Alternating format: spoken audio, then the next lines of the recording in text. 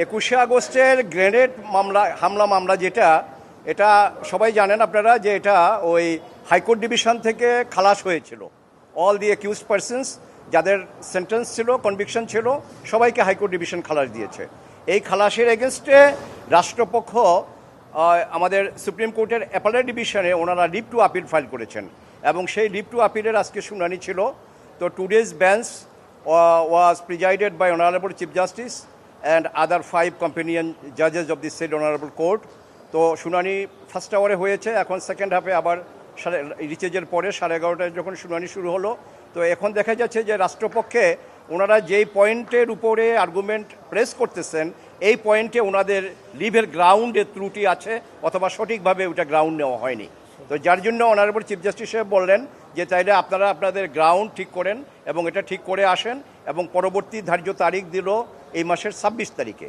এই মাসের 26 তারিখের মধ্যে ওনারা ওই গ্রাউন্ড ওটাকে আরও মডিফাই করে আসুক অথবা নতুন গ্রাউন্ড নিয়ে আসুক, সেটা আবার সাবমিট করার পরে তারপরে নেক্সট 26 তারিখে আবার এইটা শুনানি শুরু হবে।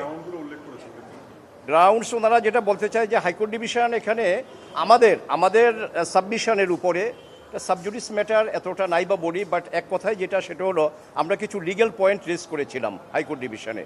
সেটা হলো যে সেকেন্ড চার্জশিটটা আসার পরে এটা কগনিজেন্স কোর্টে অর্থাৎ ম্যাজিস্ট্রেট কোর্টে বাই দি লার্নেড ম্যাজিস্ট্রেট এটা কগনিজেন্স নেওয়া হয়নি। তো যেহেতু এটা সেশন ট্রায়াবল কেস, এটা ফৌজদারি কার্যবিধির 193 ধারায় সেশন কোর্ট অরিজিনাল কোর্ট হিসাবে কোনো কগনিজেন্স দিতে পারে না আনলেস এটা 205C অনুযায়ী মামলাটা তার কাছে না পাঠায়। 205C কমপ্লাই করতে হলে 190 CRPC অনুযায়ী সেখানে learned magistrate will take cognizance and that is called initial cognisance.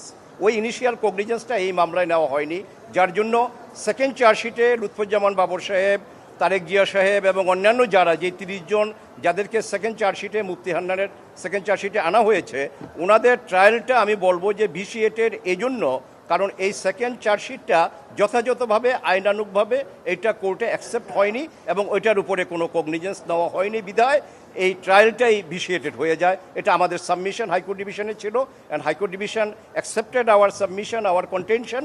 ওটার এগেনস্টে ওনারা বলতে গিয়ে দেখা যাচ্ছে যে এটা যথাযথভাবে অ্যাপেলেট ডিভিশনের সামনে ওনারা ফর্মুলেট করে আনতে পারেননি। কাজেই কোর্ট দয়া পরবশ হয়ে ওনাদেরকে একটা সুযোগ দিয়েছে যে ওনারা এটাকে ফর্মুলেট করে যখন আবার প্রেস করবে বা নেক্সট ডেট 26 তারিখে তখন এটার উপরে বাকি শুনানি শুরু হবে। আমাদের প্রত্যাশা যে হাইকোর্ট ডিভিশনের যে জাজমেন্ট এটা বহাল থাকবে। আমাদের আসামি যাদেরকে করা হয়েছিল দে আর ইনোসেন্ট। হাইকোর্ট ডিভিশন তাদেরকে যে একুইটাল দিয়েছে এই একুইটালটা বহাল থাকবে, এটা ডিফেন্স থেকে আমরা সেটাই আশা করতেছি।